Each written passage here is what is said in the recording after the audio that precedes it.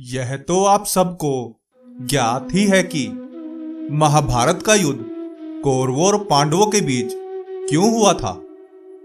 दोनों ही सेनाओं की ओर से किन किन योद्धाओं ने युद्ध में भाग लिया था और महाभारत के युद्ध में किसकी विजय हुई थी। परंतु क्या आप सबको यह ज्ञात है कि महाभारत युद्ध के सूत्रधार भगवान श्री कृष्ण थे। उन्होंने युद्ध से पहले ही पांडवों की विजय सुनिश्चित कर दी थी। केवल इतना ही नहीं, उन्होंने 8 ऐसे योद्धाओं का वध युद्ध से पहले ही कर दिया था जो कौरवों की ओर से युद्ध लड़ सकते थे। कौन थे वह 8 योद्धा, वह जानने के लिए यह वीडियो अंत तक अवश्य देखिए, क्योंकि इस वीडियो में हम आपको बताने वाले हैं उन 8 योद्धाओं के बारे में जिनका वध श्री कृष्ण ने महाभारत का युद्ध प्रारंभ होने से पहले ही कर दिया था। और यदि वे ऐसा नहीं करते तो वे सभी कौरवों की ओर से लड़ते।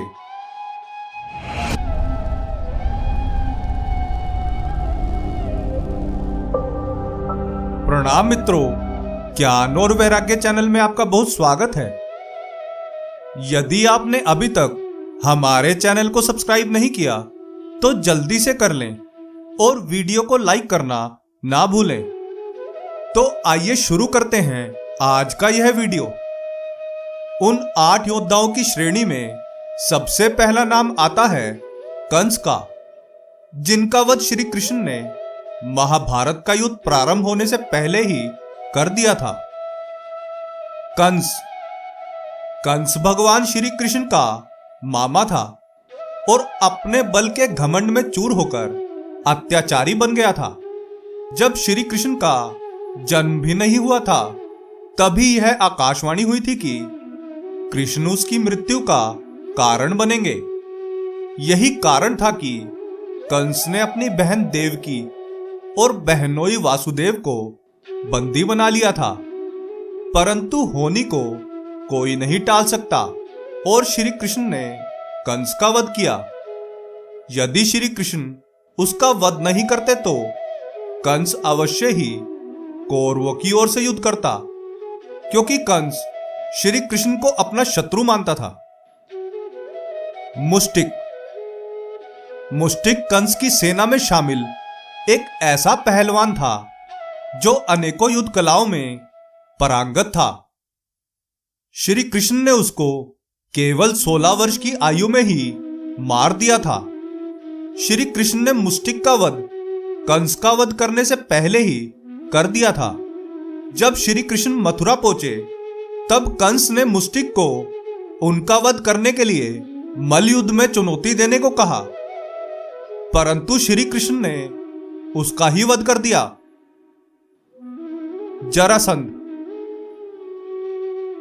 जरासंध भी एक शक्तिशाली योद्धा था जो अवश्य ही कौरवों की ओर से युद्ध लड़ता, और यदि ऐसा होता तो श्री कृष्ण का कार्य अत्यधिक कठिन हो जाता, क्योंकि उसके शरीर के टुकड़े अलग होने के पश्चात भी पुनः जुड़ जाते थे। श्री कृष्ण ने जरासंध का वध करने के लिए भीम का सहारा लिया। भीम ने उसे द्वंद्व युद्ध में चुनौती दी और श्री कृष्ण की सहायता से उसका वध कर दिया। जरासंध ने श्री कृष्ण पर 17 बार आक्रमण किए थे और हर बार पराजित हुआ। श्री कृष्ण हर बार उसकी सेना को समाप्त करके केवल उसे ही जीवित छोड़ देते थे।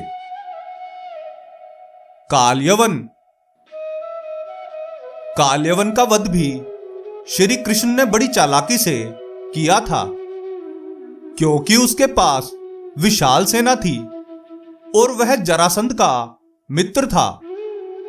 उसने जरासंध के कहने पर श्री कृष्ण पर आक्रमण भी किया, परंतु श्री कृष्ण ने केवल काल्यवन से ही द्वंद्व युद्ध करना स्वीकार किया।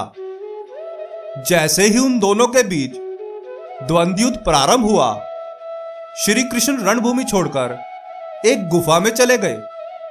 कालेवन भी उनके पीछे पीछे गया और वहां एक व्यक्ति को लेटा हुआ देखकर श्री कृष्ण समझकर उसे लात मार दी, परंतु वह व्यक्ति श्री कृष्ण नहीं बल्कि इक्ष्वाकु वंश के राजा के पुत्र मुचुकुंद थे, जो वहां सो रहे थे। जैसे ही वे उठे, उन्होंने कालेवन की तरफ देखा और कालेवन जलकर भस्म हो गया, क्योंकि मुचुकुंद एक ऋषि थे जिसे कालेवन ने नींद से उठा दिया था।